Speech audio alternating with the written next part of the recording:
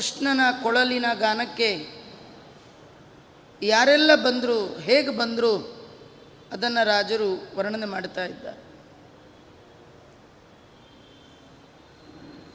ದೋಹಂ copy ವಿಹಾಯ Krishna ಸುರಭಿಂ ದೋಗ್ಧುಂ ಸಮಸ್ತೇಪ್ಸಿತಂ ತನ್ಬಿಂಬೋಷ್ಟ ಸುಧಾಪಿ ಲುಬ್ಧ ಹೃದಯ ಭುಕ್ತಿಂ ವಿಸೃಜ್ಯಾಪರ ಕಾಂತಂ ಕಾಚನ ಸದ್ಗುಣಾರ್ಣವಭೃತೆ ಭರ್ತ್ರೇ ಸ್ಪೃಹಾಂ ಬಿಭ್ರತಿ ತೋಕಂ ಕೃಷ್ಣ ವಿಹಾರ ಯೋಗ್ಯ ವಿಭವ ಕನ್ಯೇತಿ ಕಾಚಿತ್ ಗತಾ. ಕೃಷ್ಣ ಕೊಳಲಿನ ಗಾನ ಮಾಡುವ ಸಂದರ್ಭ ಅದು ಮುಸ್ಸಂಜೆಯ ಕಾಲ. ಆಗತಾನೆ ಗೋವುಗಳು ಮೇವನ್ನು ಮುಗಿಸಿ ಹಟ್ಟಿಯನ್ನು ಸೇರಿದ್ವು. ಹೆಣ್ಣು ಮಕ್ಕಳು ಗೋವಿನ ಹಾಲನ್ನು ಕರೆಯುವ ಸಂದರ್ಭ. ಒಬ್ಬಳು ಹಾಲು ಕರಿತಾ ಇದ್ಲು. ಆ ನಂದಗೋಕುಲದ ಎಲ್ಲರಿಗೆ ಏನೇ ಕೆಲಸ ಮಾಡ್ತಾ ಇದ್ದರೂ ಕೂಡ ದೇವರ ಸ್ಮರಣೆ, ಭಗವತ್ ಪ್ರಜ್ಞೆ, ಯಾವಾಗಲೂ ದೇವರದೇ ಚಿಂತೆ. ಕೆಲಸ ಮಾತ್ರ ಬೇರೆ ಬೇರೆ ಮಾಡ್ತಾ ಇರ್ತಿದ್ರು. ಸಕಲ ಕರ್ಮಗಳ ಹಿನ್ನೆಲೆಯಲ್ಲಿ ಕೃಷ್ಣನ ನೆನಪು ಮಾತ್ರ ಅವ್ರಿಗೆ ಯಾವಾಗಲೂ ಇರ್ತಿತ್ತು. ದೇವರು ಅವರಿಗೆ ಅಷ್ಟು ಅನುಗ್ರಹ ಮಾಡಲಿಕ್ಕೆ ಕಾರಣ ಅವರು ಎಡಬಿಡದೆ ಭಗವಂತನ ಸ್ಮರಣೆಯನ್ನು ಜೀವನದಲ್ಲಿ ಅಳವಡಿಸಿಕೊಂಡದ್ದೇ ಕಾರಣ.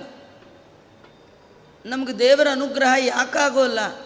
ಏನೇನೋ ಸತ್ಕರ್ಮ ಅಂದ್ಕೊಂಡು ಮಾಡ್ತೀವಿ. ಏನು ಮಾಡಿದ್ರೂ ದೇವರ ಅನುಗ್ರಹ ಯಾಕಾಗಲ್ಲ ಅಂದರೆ ನಾವು ಮಾಡುವ ಕರ್ಮಗಳ ಹಿನ್ನೆಲೆಯಲ್ಲಿ ದೇವರ ಮರೆವಿದೆ. ದೇವರ ನೆನಪು ಬರ್ತಾ ಇಲ್ಲ. ದೇವರ ನೆನಪು ತಂದು ಕೊಡುವ ಕರ್ಮಗಳು ಮಾತ್ರ ಅದು ಸಾಧನ ಅಂತ ಕನ್ಸಿಡರ್ ಆಗತ್ತಂತೆ. ಯಾವ ಕರ್ಮ ದೇವರನ್ನು ಮರೆಸತ್ತೆ, ಕ್ಷಣ ಕ್ಷಣಕ್ಕೆ ನಾನು ನನ್ನದು ಅನ್ನೋ ನೆನಪು ತಂದು ಕೊಡುತ್ತೆ, ಅದು ಸಾಧನ ಆಗೋದೇ ಇಲ್ಲ. ನಂದಗೋಕುಲದ ಒಬ್ಬ ಹೆಣ್ಣು ಮಗಳು ನಿತ್ಯ ಕರ್ತವ್ಯ ಕರ್ಮವಾದ ಹಾಲನ್ನು ಕರಿತಾ ಇದ್ಲು. ಯಾವಾಗ ಕೃಷ್ಣನ ಕೊಳಲಿನ ಗಾನ ಕೇಳ್ತು, ಆಗ ಆ ಪಾತ್ರೆ ಹಾಲು ಕರಿಯೋದು ಎಲ್ಲ ಬಿಟ್ಟೇ ಬಿಟ್ಲಂತ. ಇದನ್ನೇ ಕೃಷ್ಣ ಹೇಳಿದ್ದು, ಸರ್ವಧರ್ಮಾನ್ ಪರಿತ್ಯಜ್ಯ ಮಾಮೇಕಂ ಶರಣಂ ವ್ರಜ. ಅವಳು ಪಾತ್ರೆ ಬಿಟ್ಲು, ಹಸು ಕರಿಬೇಕು ಅನ್ನೋದು ಮರ್ತೋಯ್ತು. ಹಾಲಿಲ್ಲದೆ ಇದ್ದರೆ ಮಕ್ಕಳು ರಾತ್ರಿ ಅದೆಲ್ಲ ಮರ್ತೋಯ್ತು, ಹೆಪ್ಪು ಹಾಕಬೇಕು ಎಲ್ಲ ಮರ್ತೋಯ್ತು. ಕೃಷ್ಣನ ಕೊಳಲಿನ ಗಾನ ಕೇಳಿದ್ದೇ ತಡ ಅವಳು ವಿಚಾರ ಮಾಡಿದ್ಲಂತೆ, ಈ ಹಸು ಕರೆದ್ರೆ ಹಾಲು ಮಾತ್ರ ಕೊಡುತ್ತೆ, ಸರಿ ಟೈಮ್ ಕಾಸಿದ್ರೆ ಹಾಲು ಇರುತ್ತೆ, ಏನಾದರೂ ಹಾಲು ಸರಿ ಕಾಯಿಸ್ಲಿಲ್ಲ ಅಂದರೆ ಒಡೆದೇ ಹೋಗಿಬಿಡುತ್ತೆ. ಹಾಲು ಒಲೆ ಮೇಲಿಟ್ಟು ಆ ಕಡೆ ಈ ಕಡೆ ನೋಡಿದ್ರೆ ಉಕ್ಕು ಬಂದು ಹಾಲೇ ಹೋಗಿಬಿಡುತ್ತೆ. ಎಲ್ಲ ಪ್ರಾಬ್ಲಮ್. ಈ ಹಸು ಹಾಲು ಕರಿಯೋದಕ್ಕಿಂತಲೂ ಕೇಳಿದ್ದನ್ನೆಲ್ಲ ಕೊಡುವ ಕಾಮಧೇನು ಕೃಷ್ಣನೇ ನಮ್ಮನ್ನೆಲ್ಲ ಕರಿತಾ ಇರುವಾಗ ಈ ಹಾಲು ಯಾರು ಕರೀತಾರೆ ಛೇ ಅಂಥೇಳಿ ಆ ಪಾತ್ರೆ ಕೆಳಗೆ ಹಾಕಿದ್ದೆ. ಎಲ್ಲಿ ಹೋಗ್ತೀನಿ ಅಂತ ಏನೂ ಹೇಳಲೇ ಇಲ್ಲ. ಹೇಳಿ ಕೇಳಿ ಮನೆಯಿಂದ ಆಚೆ ಹೋಗ್ಬೇಕು ಅವೆಲ್ಲ ಏನಿಲ್ಲ ಅಂತ. ಕೃಷ್ಣ ಕರೆದಾಗ ಹೇಳಿ ಕೇಳಿ ಹೋಗುವ ಸಂಪ್ರದಾಯವೇ ಇಲ್ಲ ರೀ. ಕೃಷ್ಣ ಅಂದರೆ ರಾಮ, ರಾಮ ಅಂದರೆ ಕೃಷ್ಣ. ಯಮ ಕರೆದಾಗಲೇ ಹೇಳದೆ ಕೇಳದೆ ಹೋಗ್ತೀವಿ, ಇನ್ನು ರಾಮ ಕರೆದಾಗ, ಕೃಷ್ಣ ಕರೆದಾಗ ಹೇಳಿ ಕೇಳಿ ಹೋಗ್ಲಿಕ್ಕೆ ಸಾಧ್ಯ ಇದೆಯಾ? ಕೃಷ್ಣ ಬಾಯಿ ಬಿಟ್ಟು ಕರಿಬೇಕಂತಾನೇ ಇಲ್ಲ. ಸುಮ್ಮನೆ ನಿಮ್ಗೆ ಹೇಳ್ತೇನೆ ನೋಡಿ, ಮಕ್ಕಳಿಗೆ ಶಾಲೆ ಟೈಮ್ ಆದಾಗ ಮೇಷ್ಟ್ರೋ ಅಥವಾ ಪ್ರಿನ್ಸಿಪಾಲೋ ಹೊರಗೆ ಬಂದು ಎಲ್ಲರನ್ನೂ ಬನ್ನಿ ಬನ್ನಿ ಕರಿಯಲ್ಲ. ಅವರೊಂದು ಬೆಲ್ ಹೊಡೆದು ಬಿಟ್ರೆ ಸಾಕು, ಎಲ್ಲ ಹುಡುಗರು ಓಡಿಬಿಡ್ತಾರೆ. ಯಾರ್ಯಾರು ಬನ್ನಿ ಬನ್ನಿ ಕರೀತಾರ? ಕರಿಬೇಕಾ? ಕೃಷ್ಣ ಕರಿಬೇಕಾ? ಅವನು ಗೀತೆ ಕಿವಿಗೆ ಬಿದ್ದರೆ ಸಾಕು, ಕರೆಯೋದು ಬೇಡ. ನಾವು ಇನ್ನೊಬ್ರಿಗೂ ಹೇಳೋ ಸೀದಾ ಹೋಗ್ತಾ ಇರಬೇಕು. ಯಾರು ಹೋಗ್ತಾರೆ? ಯಾರ ಮನಸ್ಸು ಪಕ್ವಾಗಿದೆ, ಎಲ್ಲ ಮಕ್ಕಳು ಗ್ರೌಂಡಲ್ಲಿ ಆಡ್ತಿರ್ತಾರೆ, ಶಾಲೆಯ ಶಬ್ದ ಕೇಳಿದ ತಕ್ಷಣ ಶಾಲೆಗೆ ಸಂಬಂಧಪಟ್ಟವ್ರು ಓಡ್ ಹೋಗ್ತಾರೆ ವಿನ ಉಳಿದವ್ರು ಎಲ್ಲರೂ ಓಡ್ ಹೋಗ್ತಾರ? ಹಾಗಾದ್ರೆ ದೇವರ ಕತೆ ಯಾರಿಗೆ ಅರ್ಥ ಆಗುತ್ತೆ? ದೇವರಿಗೆ ಸಂಬಂಧಪಟ್ಟವರಿಗೆ ಅರ್ಥ ಆಗುತ್ತೆ. ದೇವರಲ್ಲಿ ಭಕ್ತಿ ಇರುವವರಿಗೆ, ಭಗವಂತನ ಭಕ್ತರಿಗೆ ಮಾತ್ರ ಅರ್ಥ ಆಗುತ್ತೆ. ನಾವು ಉಳಿದವರಿಗೆ ಹೇಗೆ ಹೋಗಲ್ವೋ ಒಳಗೆ. ಹಾಗೆ ಭಾಗವತದಲ್ಲಿ ಒಂದು ಮಾತು ಬರುವಂಥದ್ದು, ರಹುಗಣ ಮಹಾರಾಜರಿಗೆ ಭರತ ಚಕ್ರವರ್ತಿಗಳು ತತ್ವಜ್ಞಾನವನ್ನು ಉಪದೇಶ ಮಾಡುವ ಮುನ್ನ ಒಂದು ಮಾತು ಹೇಳ್ತಾರೆ. ನೋಡು ರಾಜ, ನಾನು ದೇವರ ಬಗ್ಗೆ ಎಷ್ಟು ಚಂದ ಹೇಳಿದರೆ ಏನು ಪ್ರಯೋಜನ? ನಾನು ಹೇಳುವ ಮಾತು ನಿನ್ನ ಮನಸ್ಸಿನಲ್ಲಿ ಪರಿಣಾಮ ಬೀರಿ ನಿನ್ನ ಏನಾದರೂ ಮಾರ್ಪಾಡು ಮಾಡಬೇಕಂತಾದರೆ ನೀನು ಸಂಸಾರದಲ್ಲಿ ಸಿಗುವ ಸುಖ ಹೇಯ ಅನ್ನುವ ಭಾವನೆಯಿಂದ ಭಗವಂತನ ಬಳಿ ಬಂದಿರಬೇಕು. ಅಂದರೆ ವೈರಾಗ್ಯದಿಂದ ಕೂಡಿದವನಿಗೆ, ದೇವರಲ್ಲಿ ಭಕ್ತಿ ಇರುವವನಿಗೆ ಮಾತ್ರ ಭಗವಂತನ ಕಥೆಯ ರುಚಿ ಆಗತ್ತೆ. ಯಾರಿಗೆ ಸಂಸಾರದಲ್ಲಿ ವೈರಾಗ್ಯ ಇಲ್ಲ, ಮನೆ ಮಡದಿ ಮನಿ ಮಕ್ಕಳು ಇವುಗಳಿಂದ ಸಿಗುವ ಸುಖವೇ ಪರ್ಮನೆಂಟ್ ಅಂತ ಯಾರು ಅಂದ್ಕೊಂಡಿರ್ತಾನೆ ಅವನಿಗೆ ನಾವು ಉಪನ್ಯಾಸ ಅಲ್ಲ, ಭರತರು ಹೇಳ್ತಾರೆ, ನಾ ಹೇಳೋದಲ್ಲ, ವೇದಗಳೇ ಮೂರ್ತಿಮತ್ತಾಗಿ ಬಂದು ಅವನಿಗೆ ಉಪದೇಶ ಮಾಡಿದ್ರೂ ಕೂಡ ಅವನೇನು ರಿಪೇರಿ ಆಗಲ್ಲ. ಹಾಗಾದರೆ ಭಗವಂತನ ಕೊಳಲಿನ ಗಾನ ಯಾರಿಗೆ ತನ್ನ ಕಡೆ ಆಕರ್ಷಣೆ ಮಾಡ್ತು ಅಂದರೆ, ಯಾರು ಯಾವಾಗಲೂ ಆ ಭಗವಂತನ ಸ್ಮರಣೆ ಮಾಡ್ತಿದ್ರು, ಭಗವತ್ ಪರವಾಗಿದ್ದರು, ಅವರಿಗೆ ಮಾತ್ರ ಯಾವ ಕೆಲಸವೂ ರುಚಿಸ್ಲಿಲ್ವಂತ. ಇದು ಬೇಡ ಅಂತ ಛೇ ಅಂತಂದ್ಲಿ, ಇದನ್ನು ಕಲಿತಾ ಕೂತಿದ್ದೇನಲ್ಲ. ಕೃಷ್ಣ ಅನ್ನುವ ಕಾಮಧೇನು ಇರುವಾಗ, ಕೃಷ್ಣ ಸುರಭಿಂ, ನಿಜವಾಗಿ ಕಾಮಧೇನು ಕೇಳಿದ್ದೆಲ್ಲ ಮೋಕ್ಷವನ್ನೇ ಕೊಡುವ ಭಗವಂತನೇ ಇರುವಾಗ, ಧರ್ಮಾರ್ಥ ಕಾಮ ಮೋಕ್ಷಗಳೆನ್ನುವ ಚತುರ್ವಿಧ ಫಲಪುರುಷಾರ್ಥವನ್ನೇ ಕೊಡುವ ಕೃಷ್ಣ ಅನ್ನುವ ಕಾಮಧೇನಿರುವಾಗ ಈ ಹಸುವಿನ ಹಾಲು ಏನು ಪ್ರಯೋಜನ ಅಂತ ಹಾಲು ಕರೆಯೋದು ಬಿಟ್ಟು ಓಡಿದ್ದಾಳು. ಇನ್ನೊಬ್ಳು ತದ್ಬಿಂಬೋಷ್ಟ ಸುಧಾತಿ ಲುಬ್ಧ ಹೃದಯ ಭುಕ್ತಿಂ ವಿಸೃಜ್ಯ ಪರ. ಒಬ್ಬಳು ಸಾಯಂಕಾಲ ಕೆಲಸ ಎಲ್ಲ ಮುಗಿದಿತ್ತು, ರಾತ್ರಿ ಊಟ ಮಾಡೋ ಕಾರ್ಯಕ್ರಮ, ಒಳ್ಳೆ ಅಡುಗೆ ಮಾಡಿದ್ಲು, ತಟ್ಟೆ ಹಾಕ್ಕೊಂಡಿದ್ಲು, ಬಡಿಸಿದ್ಲು, ಕಲಸಿದ್ಲು, ಬಾಯಿ ತನಕ ತೊಗೊಂಡು ಹೋದ್ಲಂತೆ. ಬಾಯಿ ಹತ್ತಿರ ಹೋದಾಗ ಅದ್ರ ಮೇಲೆ ಇರೋದು ಮೂಗು ನೋಡಿ ಸ್ಮೆಲ್ ಬರುತ್ತೆ ಘಮ್ಮಂತ. ಅದು ಅಕ್ಸೆಪ್ಟ್ ಮಾಡಿದ್ರೆ ಮಾತ್ರ ಬಾಯೊಳಗೆ ಹಾಕ್ಕೊಳ್ಳಿಕ್ಕೆ ಚೆನ್ನ. ಒಳ್ಳೆ ಸುಗಂಧಿತವಾಗಿತ್ತು, ಅಮೃತ ಸದೃಶವಾದ ಊಟ. ಇನ್ನೇನು ಬಾಯಿಗೆ ಇಟ್ಕೋಬೇಕು, ಕೊಳಲಿನ ಗಾನ ಬಿತ್ತಂದು. ಆ ತುತ್ತು ಅಲ್ಲೇ ಕೆಳಗೆ ಹಾಕಿಬಿಟ್ಲು. ತೂತು ತೂತು, ಇದು ಚೆನ್ನಾಗೇ ಇಲ್ಲ, ಇದರೊಳಗೇನು ಸ್ವಾದ ಇಲ್ಲ, ಇದು ಟೇಸ್ಟ್ ಅಲ್ಲ. ಹಾಗಾದ್ರೆ ಯಾವುದು ಟೇಸ್ಟು? ತದ್ಬಿಂಬೋಟ್ಟ ಸುಧಾತಿ ಲುಬ್ಧ ಹೃದಯ. ಆ ಭಗವಂತನ ಅಧರ ತುಟಿ, ಅದರಿಂದ ಬರುವ ಅಮೃತದ ಮುಂದೆ ಈ ಅಮೃತ ಏನೂ ಅಲ್ಲ. ಈ ಊಟ ಇದು ರುಚಿನೇ ಅಲ್ಲ. ಆ ಭಗವಂತನ ತುಟಿಯಲ್ಲಿ ಹೊರಹೊಮ್ಮುವ ಆ ಏನು ಅಮೃತದ ಧಾರೆ ಇದೆ, ಅದು ಸಿಗುವಾಗ ಇದು ಯಾರಿಗೆ ಬೇಕು? ಈ ರುಚಿನೇ ಅಲ್ಲ. ಯಾರು ಭಗವಂತನ ಮಧುರವಾದ ಮಿಠಾಯಿಯನ್ನು ಮನಪೂರ್ವಕವಾಗಿ ನಾಲಿಗೆಯಿಂದ ನಾಮಸ್ಮರಣೆ ಮಾಡ್ತಾ ಸವಿತಾ ಸವಿತಾ ಸವಿತಾ ಆನಂದ ಆನಂದ ಅಂತ ಅಂತಿರ್ತಾರೆ, ಅನುಭವಿಸ್ತಿರ್ತಾರೆ, ಅವರಿಗೆ ಲೌಕಿಕವಾದ ಟೇಸ್ಟೇ ಅಲ್ಲ.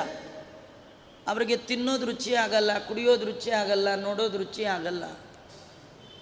ಇವಳು ಹಾಗಿದ್ದವಳು. ತುಟ್ಟಿಡಬೇಕು ಅಷ್ಟೊತ್ತು ಕೃಷ್ಣನ ಕೊಳಲಿನ ಗಾನ ಕೇಳ್ತು. ನಾನು ಈ ಊಟ ಮಾಡ್ತಾ ಕೂತ್ರಿ ಎಲ್ಲಿ ಅದು ಮಿಸ್ ಆಗುತ್ತೋ ಅಂತ ಈ ಹೆಣ್ಣುಮಗಳು ಅದನ್ನು ಕೆಳಗೆ ಹಾಕಿದ್ದೆ, ಓಡ್ಬಿಟ್ಲಂದು. ಊಟ ಬೇಡ ಗೀಟ ಬೇಡ. ಕಾಂತಂ ಕಾಚನ ಸದ್ಗುಣಾರ್ಣವಭೃತೆ ಭರ್ತ್ರೇ ಸ್ಪೃಹಾಂ ಬಿಭ್ರತಿ. ಇನ್ನೊಬ್ಳು ಗೋಪಿಕಾ ಸ್ತ್ರೀ ಗಂಡನಿಗೆ ಹಾಸಿಗೆ ಹಾಸಿದ್ಲು. ಅವನನ್ನು ಮಲಗಿಸಿ ಪಾದ ಸಂವಹನ ಮಾಡ್ತಾ ಇದ್ಲು. ನೋಡಿ, ಇದೆಲ್ಲ ಮಾಡಿದವರಿಗೆ ದೇವರ ಅನುಗ್ರಹ ಆಗಿದ್ದು. ಯಾವುದು ಒಂದನ್ನು ಬಿಡುವ ಹಾಗಿಲ್ಲ. ದೇವರು ನಮ್ಮ ವರ್ಣ, ನಮ್ಮ ಆಶ್ರಮಕ್ಕೆ ವಿಹಿತವಾದ ಕರ್ಮಗಳನ್ನು ಹೇಳಿದ್ದ. ಬ್ರಾಹ್ಮಣನಾದರೆ ಏನು ಮಾಡಬೇಕು, ಕ್ಷತ್ರಿಯನಾದರೆ ಏನು ಮಾಡಬೇಕು, ವೈಶ್ಯನಾದರೆ ಏನು ಮಾಡಬೇಕು. ಶ್ರುತಿ ಸ್ಮೃತಿಗಳಲ್ಲಿ ವರ್ಣ ಮತ್ತು ಆಶ್ರಮಕ್ಕೆ ಮಾಡಲೇಬೇಕಾದ ಕರ್ತವ್ಯ ಅಂದರೆ ಆಪ್ಷನ್ ಅಲ್ಲ, ಕಂಪಲ್. ಯಾವುದು ಶಾಸ್ತ್ರ ವಿಧಿ ಮಾಡಿದೆ ಅದನ್ನು ಇದು ಶಾಸ್ತ್ರದಲ್ಲಿ ಹೇಳಿದೆ ಅಂದರೆ ಇದು ಭಗವಂತನ ಆರ್ಡರ್. ಇದನ್ನು ಮಾಡಿದರೆ ದೇವರು ಪ್ರೀತನಾಗ್ತಾನೆ. ಇಷ್ಟೇ ಭಾವನೆಯಿಂದ ಶಾಸ್ತ್ರದಲ್ಲಿ ವಿಧಿಸಿದ ವಿಹಿತ ಕರ್ಮ ಅನುಷ್ಠಾನವನ್ನು ಮಾಡ್ತಾ, ಅದು ಕೂಡ ಪ್ರಾಮಾಣಿಕವಾಗಿ ಮಾಡಬೇಕಂತ. ಮಾಡುವಾಗ ಅದರಲ್ಲಿ ಮೋಸ ವಂಚನೆ ಇರಬಾರ್ದು. ಪ್ರಾಮಾಣಿಕವಾಗಿ ಮಾಡಿ ಯಾವುದೇ ಫಲದ ಕಾಮನೆ ಇಲ್ಲದೆ ಭಗವಂತನಿಗೆ ಅರ್ಪಣೆ ಮಾಡುವವರಿಗೆ ಮಾತ್ರ ಭಗವಂತ ಒಲಿತಾನೆ. ಯಾವುದು ಮಿಸ್ ಮಾಡುವ ಹಾಗೆ ಇಲ್ಲ. ಕೆಲವರು ದೇವರ ಹತ್ರ ಬರೋರು ತುಂಬ ಮಿಸ್ ಮಾಡಿ ಬಂದಿರ್ತಾರೆ. ಮಕ್ಕಳನ್ನ ನೋಡ್ಕೊಳ್ಳೋದಿರುತ್ತೆ, ಅಯ್ಯೋ ಮಗುದಿದ್ದದ್ದೇ ರೀ, ಅದಕ್ಕೆ ನಾನು ಪುರಾಣಕ್ಕೆ ಬಂದುಬಿಟ್ಟೆ ಅಂತಾರೆ. ಅದು ಪ್ರಯೋಜನ ಇಲ್ಲ. ಮಕ್ಕಳಿಗೆ ನೋಡ್ಕೊಳ್ಳೋ ಕಾಲ ಇತ್ತು, ಪುಟ್ಟ ಮಕ್ಕಳಿದ್ದಾರೆ, ಅವಳು ನೋಡಲೇಬೇಕು, ಬಿಡೋ ಹಾಗೆ ಇಲ್ಲ. ನಮ್ಮದು ಅಂತ ಏನು ಕರ್ತವ್ಯ ಇದನ್ನು ಮಾಡಿರಬೇಕಂತ. ಹಾಗಾಗಿ ಅವಳು ಪತಿ ಸೇವೆ ಮಾಡ್ತಾ ಇದ್ಳು. ಆ ಪತಿ ಸೇವೆ ಮಾಡುವ ಕಾಲಕ್ಕೆ ಕೃಷ್ಣನ ಕೊಳಲಿನ ಗಾನ ಕೇಳಿತು. ಅವಳು ವಿಚಾರ ಮಾಡಿದ್ಲು, ಸದ್ಗುಣಾರ್ಣವ ಭೃತೆ, ಎಲ್ಲ ಗುಣಗಳ ಗಣಿಯಾದ, ಗುಣಗಳನ್ನು ಸಮುದ್ರದಂತೆ ಅನಂತವಾದ ಕಲ್ಯಾಣ ಗುಣಗಳಿಂದ ತುಂಬಿದ ಆ ಭಗವಂತನೇ ಪತಿ ಅಂದರೆ ಒಡೆಯ ಇರುವಾಗ ಚೂರು ಪಾರು ಇರೋ ಈ ಗುಣದ ಪತಿ ಯಾಕೆ ಬೇಕು? ಈ ಪತಿಯ ಆರಾಧನೆ ಮಾಡಿದ್ದು ಕೂಡ ಶ್ರೀಪತಿ ಸಿಗಲಿ ಅಂತ ಪರ್ಮನೆಂಟ್ ಪತಿಯಾದ ಶ್ರೀಪತಿಯೇ ಸಿಗ್ತಾ ಇರುವಾಗ ಈ ಜನ್ಮಾಂತರಕ್ಕೆ ಚೇಂಜ್ ಆಗುವ ಈ ಪತಿ ಕಟ್ಕೊಂಡು ಏನಾಗಬೇಕು ಅಂಥೇಳಿ ಆ ಪಾದ ಅಲ್ಲೇ ಬಿಟ್ಲು. ಭಗವತ್ ಪಾದ ಸಿಗಲಿ ಅಂತ ಈ ಪಾದ ಹಿಡಿದಿದ್ದೆ. ಆ ಪಾದ ಸಿಕ್ಕ ಮೇಲೆ ಈ ಪಾದ ಬಿಟ್ಲು, ಓಡೇ ಬಿಟ್ಲು. ತೋಕಂ ಕೃಷ್ಣ ವಿಹಾರ ಯೋಗ್ಯ ವಿಭವ ಕನ್ಯೇತಿ ಕಾಚಿತ್ ಗತ. ಒಬ್ಬಳು ಮಗುನ ಮಲಗಿಸ್ತಾ ಇದ್ಲು. ಆ ಸಮಯಕ್ಕೆ ಸರಿಯಾಗಿ ಕಿವಿಗೆ ಕೃಷ್ಣನ ಕೊಳಲಿನ ಗಾನ ಬಿತ್ತು. ಅವಳು ಕೃಷ್ಣನ ಗಾನ ಬಿತ್ತಲ್ಲ ಅಂತ ಮಗುನ ಎತ್ಕೊಂಡು ಓಡಿದ್ಲು. ಸ್ವಲ್ಪ ಹೊತ್ತಾದ್ಮೇಲೆ ವಾಪಸ್ ಬಂದು ಮಗುನ ಬಿಟ್ಟು ಓಡಿದ್ಲಂತ. ಮಗುನ ಬಿಟ್ಟು ಕೃಷ್ಣನ ಬಳಿಗೆ ಓಡಿದ್ಲಂತ. ಅವಳು ವಿಚಾರ ಮಾಡಿದ್ಲಂತೆ, ನಾನು ಮಗುನ ಎತ್ಕೊಂಡು ಹೋದರೆ ದೇವರು, ನೀನು ಮಗುನ ಹೆತ್ತ ತಾಯಿ, ನೀನು ನನ್ನ ವಿಹಾರಕ್ಕೆ ಯೋಗ್ಯಳಲ್ಲ ಅಂತೆಲ್ಲಾದರೂ ಅಂದ್ಕೊಂಡ್ಬಿಟ್ಟಾನು. ನಾನು ಕೃಷ್ಣನಿಗೆ ವಿಹಾರಕ್ಕೆ ಯೋಗ್ಯಳಾದವಳು ಅಂತ ಅನುಸಂಧಾನ ಮಾಡಿ ಮಗುವನ್ನು ಬಿಟ್ಟು ಓಡಿದ್ದಾಳೆ. ಈ ಕಥೆ ಏನಂದರೆ, ನಾವು ಎಲ್ಲ ಮಗು ಬಿಟ್ಟು ಓಡಬೇಕು ಅಂತಲ್ಲ. ಸಾಮಾನ್ಯ ಹೆಣ್ಣು ಮಕ್ಕಳಿಗೆ ಮದುವೆ ಆದ ಹೊಸರಲ್ಲಿ ಗಂಡನ ಮೇಲೆ ಪ್ರೀತಿ ಇರುತ್ತೆ. ಮುಂದೆ ಅವರಿಗೆ ಮಕ್ಕಳಾದಾಗ ಗಂಡನ ಮೇಲೆ ಪ್ರೀತಿ ಇಲ್ಲ ಅಂತಿಲ್ಲ, ಆದರೆ ಮಗುವಿನ ಮೇಲೆ ಮಾಡುವಷ್ಟು ಪ್ರೀತಿ ಗಂಡನ ಮೇಲೆ ಬರೋದು. ಮಗು ಅಂದರೆ ಮುದ್ದು, ಅದು ಪ್ರೀತಿ. ಆ ಮಗುವಿಗೆ ಈ ಅಮ್ಮ ಬಿಟ್ಟರೆ ಇನ್ನೊಂದಿಲ್ಲ, ಅಮ್ಮನಿಗೆ ಈ ಮಗು ಬಿಟ್ಟರೆ ಇನ್ನೊಂದಿಲ್ಲ. ಅದು ಕೈ ಕೂಸು ಅಂತಾರೆ ನೋಡಿ, ಅಂಥ ಮಗುನ ಹೇಗೆ ಬಿಡ್ತಾರೆ ಅಂದರೆ ಅಷ್ಟು ಪ್ರೀತಿಗೆ ಆಸ್ಪದವಾದ ಮಗುವನ್ನು ಬಿಟ್ಲು. ಅಂದರೆ ಎಲ್ಲರಿಗಿಂತ ಹೆಚ್ಚಾಗಿ ದೇವರಲ್ಲಿ ಪ್ರೀತಿ ಮಾಡಬೇಕು ಅನ್ನುವ ಶಾಸ್ತ್ರದ ನಿಯಮವನ್ನು ಇದರಲ್ಲಿ ತೋರಿಸ್ತಾ ಇದ್ದಾರೆ. ನಾವು ಯಾರ್ಯಾರಲ್ಲಿ ಹೆಚ್ಚೆಚ್ಚು ಪ್ರೀತಿ ಮಾಡ್ತೀವೋ ಅದರಲ್ಲಿ ಎಲ್ಲರಿಗಿಂತಲೂ ವಿಷ್ಣೋ ಅತ್ಯುತ್ತಮತ್ವಾತ್, ಭಗವಂತ ಎಲ್ಲ ಗುಣಗಳಿಂದ ಮಂಡಿತನಾದ ಕಾರಣ ಉಳಿದವರಲ್ಲಿ ಮಾಡುವ ಪ್ರೀತಿಗಿಂತಲೂ ಹೆಚ್ಚಿನ ಪ್ರೀತಿಯನ್ನು ಭಗವಂತನಲ್ಲಿ ಮಾಡಬೇಕು.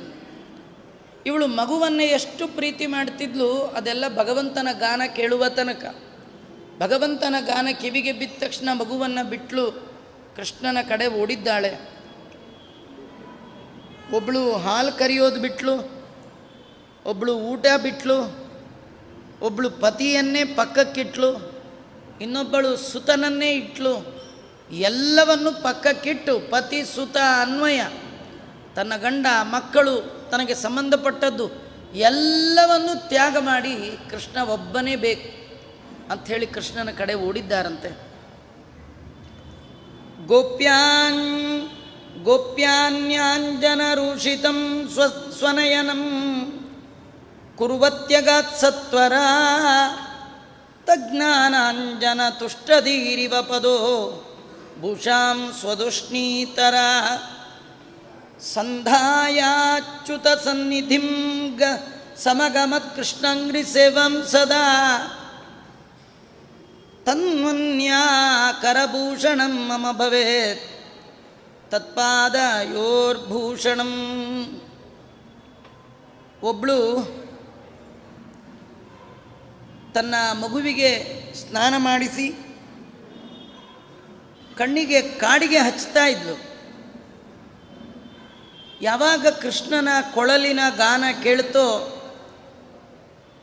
ಆತುರದಿಂದ ಕಣ್ಣಿಗೆ ಹಚ್ಚುವ ಕಪ್ಪನ್ನು ಮಗುವಿನ ಮುಖಕ್ಕೆಲ್ಲ ಬಳೆದು ಓಡಿಬಿಟ್ಲು. ಅವಳಿಗೆ ಮಾಡಿ ಕೆಲಸ ಮುಗಿಸ್ಬಿಡ್ಬೇಕು, ಕೃಷ್ಣನ ಹತ್ರ ಹೋಗ್ಬೇಕು ಅರ್ಜೆಂಟ್. ಅದಕ್ಕೆ ಕಣ್ಣಿಗೆ ಹಚ್ಚುವ ಕಪ್ಪನ್ನು ಹಚ್ತಾ ಇದ್ಲು, ಕಿವಿಗೆ ಬಿತ್ತು, ಮುಖಕ್ಕೆಲ್ಲ ಬಳೆದಿಟ್ಬಿಟ್ಲಂತ. ಅವಳಿಗೆ ಮೈಮೇಲೆ ಪ್ರಜ್ಞೆ ಇಲ್ಲ, ಹೀಗಾಗಬೇಕಂತ. ದೇವರ ಧ್ವನಿ ಕೇಳ್ತಾ ದೇವರು ಅಂದರೆ ಎಲ್ಲವನ್ನು ಮರೆತು ಬಿಡಬೇಕು.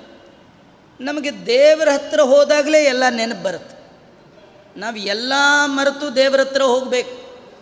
ದೇವರ ಹತ್ರ ಹೋದಾಗ ಇನ್ನೊಂದರ ನೆನಪು ಬಂದರೆ ಹೋಯ್ತು. ನಮಗೇನೆಂದರೆ ಅಲ್ಲಿವರೆಗೂ ಚೆನ್ನಾಗಿರ್ತೀವಿ. ದೇವರ ಹತ್ರ ಹೋದಾಗಲೇ ಮನೆಯದೆಲ್ಲ ನೆನಪುಗಳು ಪ್ರಾಬ್ಲಮ್ಗಳು ಎಲ್ಲ ಹಾಗೇ ಬರುತ್ತೆ. ಆದರೆ ಇವಳಿಗೆ ದೇವರದು ಕೇಳಿದ ತಕ್ಷಣ ತಾನು ಏನು ಮಾಡ್ತಾ ಇದ್ದೀನಿ, ಎಲ್ಲಿದ್ದೇನೆ ಎಲ್ಲ ಮರ್ತೇ ಹೋಯ್ತಂತೆ. ಕಪ್ಪು ಹಚ್ಚಬೇಕು ಅನ್ನೋದು ಮಾತ್ರ ಉಳ್ಕೊಂಡಿತ್ತಂತೆ.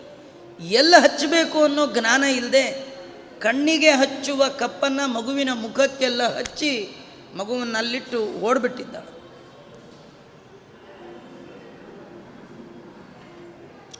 ಅವಳು ಯಾಕೆ ಹಾಗೆ ಮಾಡಿದ್ಲು? ನಿಜವಾಗಿಯೂ ಮಕ್ಕಳಿಗೆ ಚೆನ್ನಾಗಿ ಅಲಂಕಾರ ಮಾಡಿ ಕಣ್ಣಿಗೆ ಕಪ್ಪು ಹಚ್ಚಿ ದೃಷ್ಟಿ ಬಟ್ಟಿಟ್ಟು ಎಲ್ಲಿ ತನ್ನ ದೃಷ್ಟಿ ಬಿತ್ತು ಅಂತಲೇ ಮಗುವಿಗೆ ತಾಯಂದರು ಭಯಪಡ್ತಾರೆ. ಮಗುವಿಗೆ ಅಲಂಕಾರ ಮಾಡಿ ನೋಡೋದು ಅಂದರೆ ತಾಯಿಗೆ ಎಲ್ಲಿಲ್ಲದ ಆನಂದ.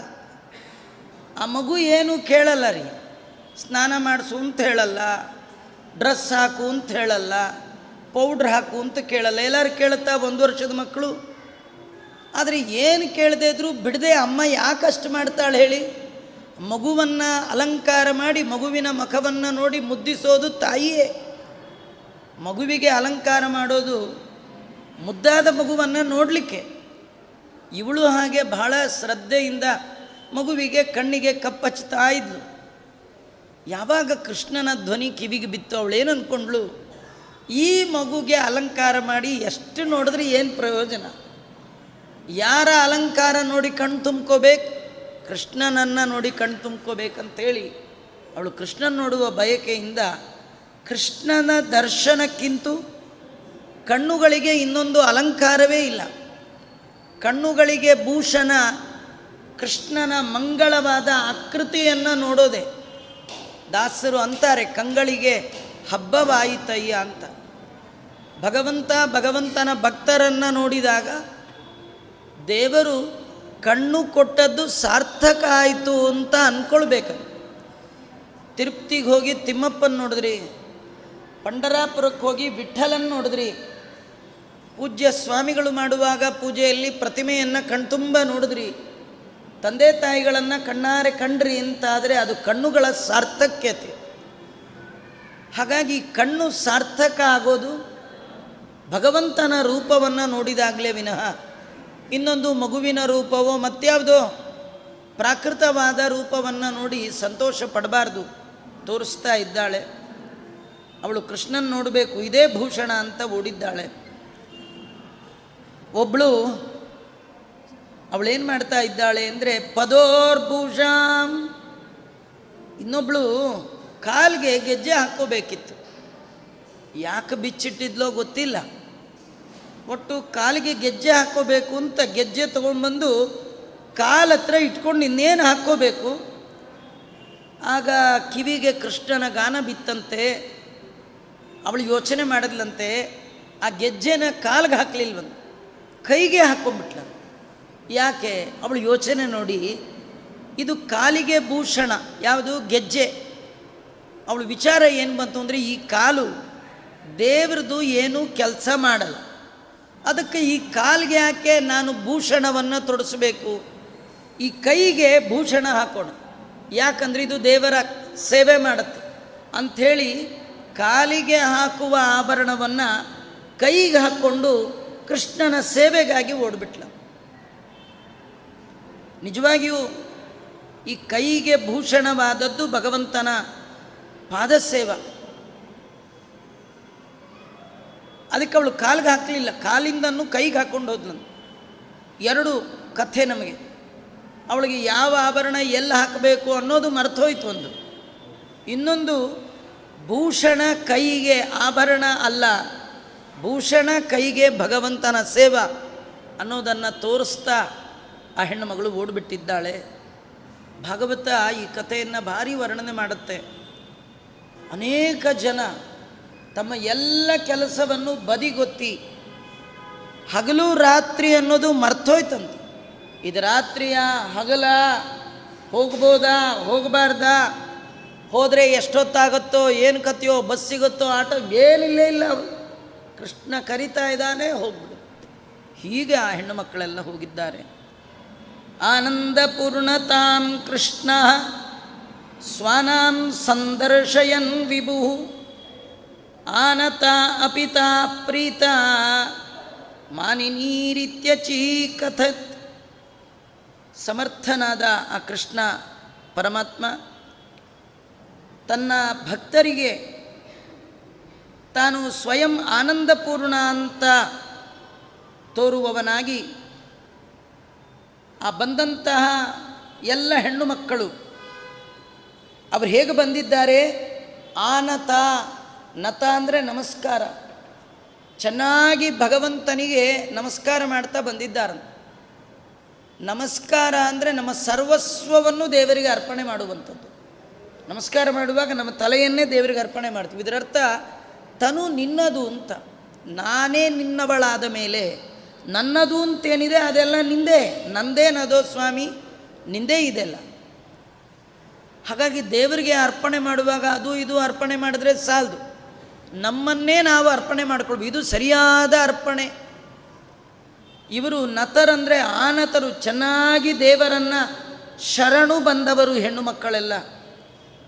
ಅವರೆಲ್ಲ ಹೆಣ್ಣು ಮಕ್ಕಳಿಗೆ ಭಗವಂತ ತಾನು ಎಂಥವ ಅಂತ ತಿಳಿಸ್ತಾ ಇದ್ದಾನೆ. ನಮಗೆಲ್ಲ ನಮ್ಮನ್ನು ನೋಡ್ಲಿಕ್ಕೆ ಯಾರು ತುಂಬ ಜನ ಬರ್ತಾ ಇದ್ದರೆ, ಒಬ್ಬರಾದ ಮೇಲೆ ಒಬ್ಬರು ನಮ್ಮನ್ನು ನೋಡಲಿಕ್ಕೆ ಬಹಳ ದೂರದಿಂದ ಬರ್ತಾ ಇದ್ದರೆ ನಮಗೊಂದು ಆನಂದ ಆಗುತ್ತೆ. ನಮ್ಮನ್ನು ಮಾತಾಡಿಸಿದ್ರೆ ಆನಂದ ಆಗುತ್ತೆ. ನಮಗೆ ಆ ಎಕ್ಸ್ಪೆಕ್ಟೇಷನ್ ಇರುತ್ತೆ, ನಮ್ಮ ಬಂದೆಲ್ಲ ನಮಗೆ ನಮಸ್ಕಾರ ಮಾಡಬೇಕು, ನಮ್ಮನ್ನು ನೋಡಬೇಕು, ನಮ್ಮನ್ನು ಮಾತಾಡಿಸ್ಬೇಕು, ಹಾಗೇನೋ ಒಂದು ಆನಂದ.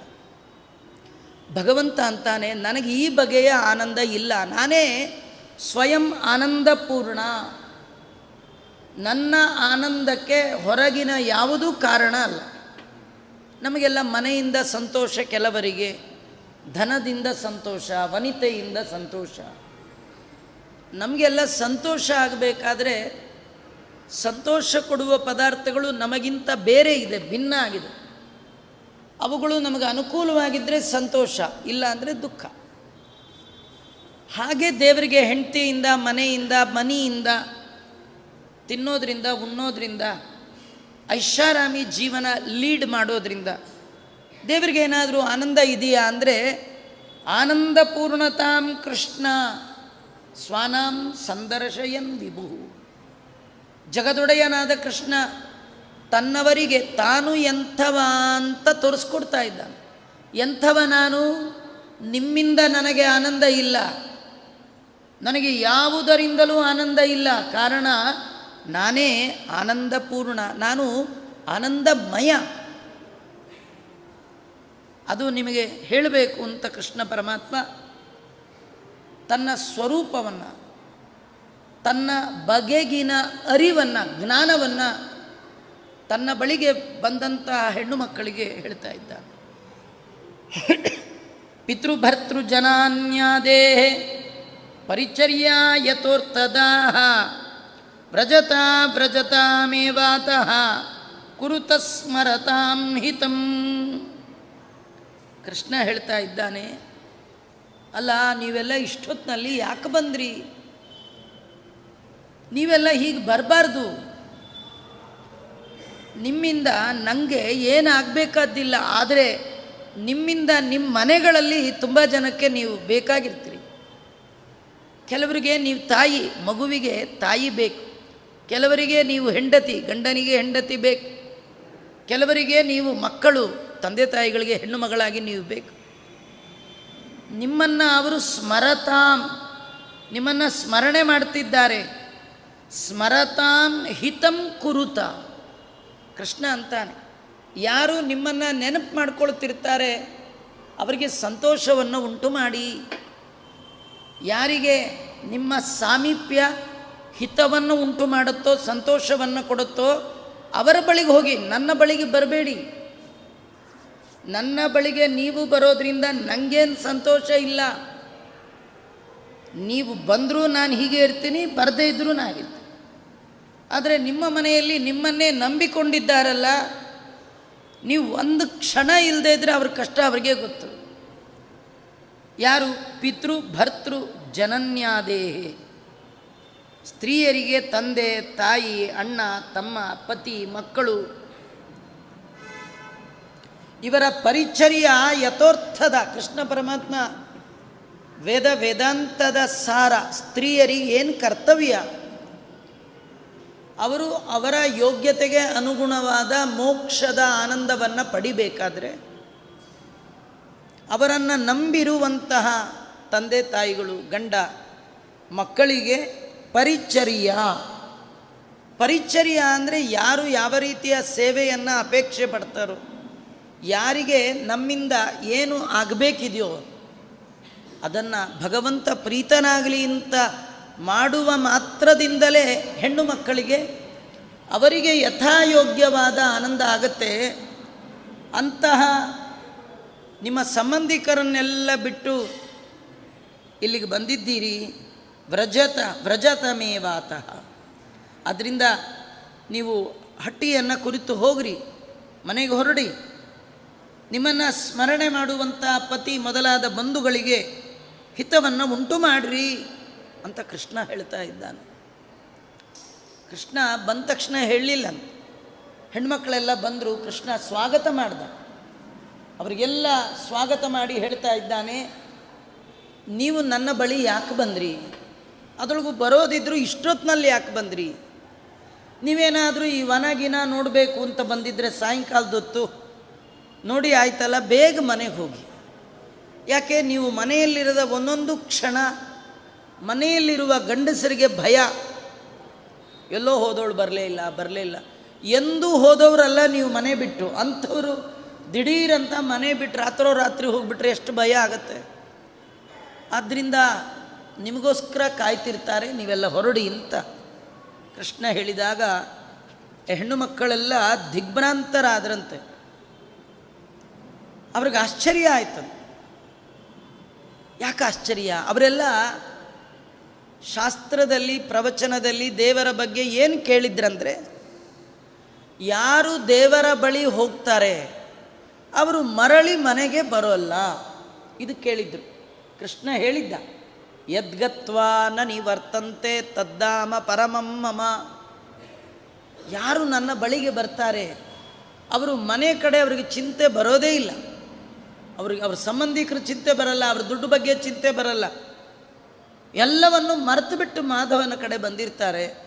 ಮನೆಯ ನೆನಪೇ ಉಳಿದಿರೋಲ್ಲ. ಆದರೆ ಇಲ್ಲಿ ನೋಡಿದ್ರೆ ಕೃಷ್ಣ ರಂಗ ಭಾರಿ ರಾಂಗಾಗಿ ಹೇಳ್ತಾ ಇದ್ದಾನ, ಮನೆಗೆ ಹೋಗಿ ಮನೆಗೆ ಹೋಗಿ. ಆಶ್ಚರ್ಯ ಆಯಿತು. ಇದೇನು ಕೃಷ್ಣ, ನಾವೇನು ಕೇಳಿದ್ವಿ ನಿನ್ನ ಬಳಿಗೆ ಬಂದರೆ ಮತ್ತೆ ಮನೆಗೆ ಹೋಗೋ ಪ್ರಸಂಗ ಇಲ್ಲ ಅಂದ್ಕೊಂಡೇ ಬಂದಿದ್ವಿ. ಆದರೆ ನೀನು ನೋಡಿದ್ರೆ ಮನೆಗೆ ಹೋಗು ಅಂತ ಇದ್ದೀಯಲ್ಲ. ಯದೀಶತೇಷಾಂ ಹಿತಮೇವ ಕಾರ್ಯಂ ತದಂಗನಾಜ್ಞಾಪಯ ಗಂತುಮಸ್ಮಾನ್ ವಿಯೋಗ ದಗ್ಧೈ ಪತನಃ ಶರೀರೈ ಮಹೀಂ ನ ತಾಂ ಪ್ರೇತ ಮಹೀಂ ವಿದೇಹಿ. ಅವರೆಲ್ಲ ಕೃಷ್ಣನಿಗೆ ಹೇಳ್ತಾ ಇದ್ದಾರೆ, ಕೃಷ್ಣ, ನಾವು ಬಂಧುಗಳಿಗೆ ಹಿತವನ್ನು ಮಾಡಬೇಕಂತ ನಿಂಗೆ ಇಚ್ಛೆ ಇದ್ದರೆ, ತಂದೆ ತಾಯಿ ಪತಿ ಮಕ್ಕಳು ಅವರವ್ರಿಗೆ ವಿಹಿತವಾದ ಸೇವೆ ಮಾಡಬೇಕು ಅಂತ ನಿನಗಿಚ್ಛೆ ಇದ್ದರೆ ನಮ್ಮನ್ನು ವಾಪಸ್ ಹೋಗಿ ಅಂತ ಮಾತ್ರ ಹೇಳಬೇಡ. ನಾವು ಹೋಗೋದ್ರಿಂದ ಅವರಿಗೆ ಪ್ರೀತಿ ಆಗೋಲ್ಲ, ಅವರಿಗೆ ಸಂತೋಷಕ್ಕೆ ನಾವು ಕಾರಣ ಆಗೋಲ್ಲ. ನೀ ಹೇಳಿದೆ ಅಂತ ನಾವು ಹೋದ್ವಿ ಅಂತ ತಿಳ್ಕೊ. ನಾವು ಹೋಗೋದ್ರಿಂದ ನಮ್ಮ ತಂದೆ ತಾಯಿಗಾಗಲಿ ಮಕ್ಕಳಿಗಾಗಲಿ ನಮ್ಮ ಯಜಮಾನ್ರಿಗಾಗಲಿ ಸಂತೋಷ ಆಗೋಲ್ಲ, ದುಃಖನೇ ಆಗತ್ತೆ. ಕೃಷ್ಣಂಗೆ ಆಶ್ಚರ್ಯ, ಅಲ್ಲ ನೀವು ಮನೆಗೆ ಹೋದ್ರೆ ಮನೆಯವ್ರಿಗೆ ಆಗಲ್ವಾ ದುಃಖನ? ಯಾಕೆ? ಅವ್ರೇನು ಹೇಳ್ತಾರೆ ನೋಡಿ, ವಿಯೋಗ ದಗ್ಧೈ ಬತನ ಶರೀರೈ. ಕೃಷ್ಣ, ನಿನ್ನನ್ನು ಬಿಟ್ಟು ನಾವೇನಾದರೂ ಮನೆಗೆ ಹೋದರೆ, ನಿನ್ನನ್ನು ಬಿಟ್ಟು ಹೋದ ವಿಯೋಗ ಇದೆಯಲ್ಲ, ವಿರಹ ಇದೆಯಲ್ಲ, ಆ ಅಗ್ನಿ ನಮ್ಮನ್ನು ಸುಟ್ಟು ನಮ್ಮನ್ನು ಪ್ರೇತವನ್ನಾಗೆ ಮಾಡಿಬಿಡುತ್ತೆ. ನಮಗೆ ಬದುಕುವ ಇಚ್ಛೆಯೇ ಇಲ್ಲ.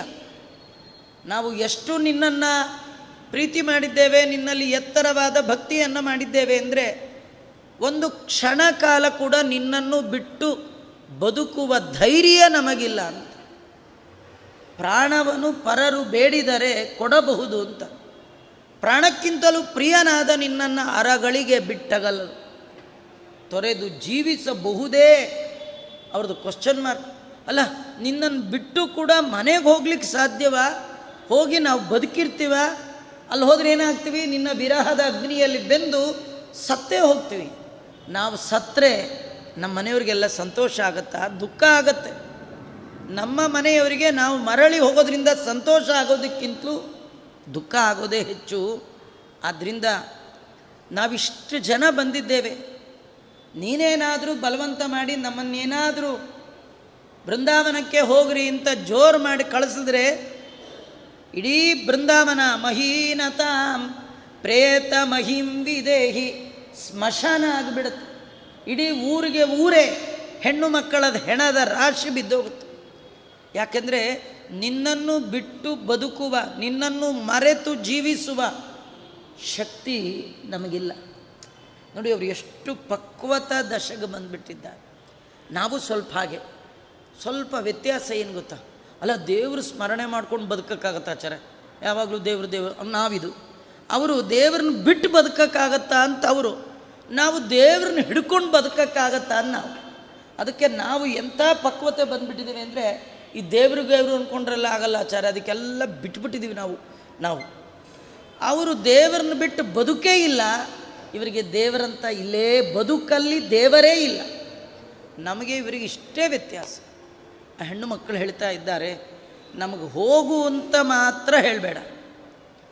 ಅಲ್ಲ, ನೀವು ಹೋಗಿ ಮನೇಲಿ ಯಜಮಾನರು ಸೇವೆ ಮಾಡು ಅಂತ ಹೇಳಿದ್ರೆ ಯಾಕೆ ಹೋಗ್ತಿಲ್ಲ? ಅದೆಲ್ಲ ಹೆಣ್ಣು ಮಕ್ಕಳು ಬರುವಾಗಲೇ ಎಲ್ಲ ಫಿಕ್ಸಾಗಿ ಬಂದಿದ್ದಾರೆ. ಆಶ್ಚರ್ಯ ಅಂದರೆ ದೇವರ ಹತ್ರ ಬರುವಾಗ ಮೆಂಟಲಿ ಪ್ರಿಪೇರ್ ಆಗಿ ಬರಬೇಕಂತ. ಏನು ಮೆಂಟಲಿ ಪ್ರಿಪೇರ್ ಆಗೋದು? ನಾನು ದೇವಸ್ಥಾನದ ಒಳಗೆ ಬರ್ತಾ ಇದ್ದೀನಿ ಎನ್ನುವ ಎಚ್ಚರಿಕೆಯಿಂದ ಬರಬೇಕಂತ. ಯಾವಾಗಲೂ ಬಾಸ್ ಕ್ಯಾಬಿನ್ ಒಳಗೆ ಹೋಗಬೇಕಾದ್ರೇ ಎಷ್ಟು ಅಲರ್ಟಾಗಿ ಹೋಗ್ತೀರಿ, ಮೆಂಟಲಿ ಎಷ್ಟು ಸ್ಟ್ರಾಂಗಾಗಿ ಹೋಗ್ತೀರಿ. ಬಾಸ್ ಏನು ಕೇಳಿದ್ರೂ ಉತ್ತರ ಕೊಡಲಿಕ್ಕೆ ಸರಿಯಾಗಿ ಹೋಗಿರ್ತೀರಿ. 14 ಲೋಕಕ್ಕೆ ಎಲೆಕ್ಷನ್ನೇ ಇಲ್ಲದ ಬಾಸ್ ಭಗವಂತ, ಅವನ ಬಳಿಗೆ ಬರುವಾಗ ಮೆಂಟಲಿ ಎಷ್ಟು ಫಿಕ್ಸ್ ಆಗಿರಬೇಡ ನೀವು. ಮಾನಸಿಕವಾಗಿ ಗಟ್ಟಿಯಾಗಿ ಬರಬೇಕು. ಕೃಷ್ಣ ಹೇಳ್ದ ಹೋಗಿ. ಇವರು ಮಾನಸಿಕವಾಗಿ ಹೇಗೆ ಬಂದಿದ್ರು ಅಂತ ಇದ್ದಾರೆ. ಸ್ವಾಮಿ ಅಲ್ಲಿ ಹೋಗಿ ಏನು ಮಾಡು ಅಂತೀಯ? ಪತಿ ಸೇವೆನಾ? ಪತ್ಯಾದಿ ಸೇವಾಪಿ ಭವತ್ ಪ್ರಸಾದ ಪ್ರಾಪ್ತ್ಯರ್ಥಮೇವೇತಿ ವದಂತಿ ಸಂತಃ ತ್ವತ್ಪಾದ ಮೂಲಂ ವಿಧಿನೋಪನೀತಾಃ ಕಸ್ಮಾನ್ ಮುದಾ ಜ್ಞಾಪಯಸಿ ಶಗಂತುಂ. ನಾಲ್ಕೇ ಸಾಲು ವಾದಿರಾಜರು ಎಷ್ಟು ಅದ್ಭುತವಾದ ಮಾತು ಹೇಳ್ತಾರೆ ಅಂದರೆ ಅದು ಹೇಳೋರಿಗೂ ಕೇಳೋರಿಗೂ ಆನಂದವನ್ನು ಕೊಡುವಂಥ ಮಾತು. ಹೇಳ್ದಾಗ ಕೇಳಿದಾಗ ಇಷ್ಟು ಆನಂದ ಆಗೋದಾದರೆ ಹೇಳಿದ ಹೆಣ್ಣು ಮಕ್ಕಳಿಗೆ ಇನ್ನೆಷ್ಟು ಆನಂದ ಆಗಿರಬೇಡ. ಆ ಕೃಷ್ಣನ ಮುಂದೆ ಹೇಳ್ತಾರೆ, ಸ್ವಾಮಿ ಈ ಗಂಡ ಹೆಂಡತಿ ಮಕ್ಕಳು ಇವದ್ದೆಲ್ಲ ಸೇವೆ ಯಾಕೆ ಮಾಡಬೇಕು ಹೇಳು? ನೀನು ಹೋಗಿ ಮಾಡು ಮಾಡು ಅಂತ ಇದೆಯಲ್ಲ, ತಂದೆ ತಾಯಿಗಳ ಸೇವೆ ಹೋಗಿ ಮಾಡಿರಿ, ಮಕ್ಕಳಿಗೆ ನೋಡ್ಕೊಳ್ಳಿ, ಗಂಡನ ಸೇವೆ ಮಾಡಿರಿ ಹೇಳ್ತಾ ಇದೆಯಲ್ಲ, ಇದೆಲ್ಲ ಯಾಕೆ ಮಾಡಬೇಕು ಹೇಳು? ನಿನ್ನ ಅನುಗ್ರಹಕ್ಕಾಗಿ ತಾನೇ. ಮಾಡುವ ಎಲ್ಲ ಕರ್ಮಗಳ ಮೂಲ ಉದ್ದೇಶ ಎರಡೇ. ಒಂದು ಭಗವತ್ ಪ್ರೀತಿ, ಇನ್ನೊಂದು ಭಗವತ್ ಪ್ರಾಪ್ತಿ.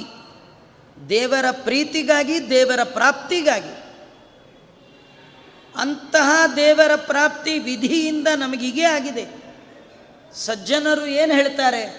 ಎಲ್ಲ ಸತ್ಕರ್ಮಗಳ ಮಾಡಿದ್ದರ ಫಲವಾಗಿ ಭಗವಂತನ ಅನುಗ್ರಹ ಆಗುತ್ತೆ, ಭಗವಂತನ ಸಾಮೀಪ್ಯವನ್ನು ಹೊಂದಬಹುದು ಅಂತಾರೆ.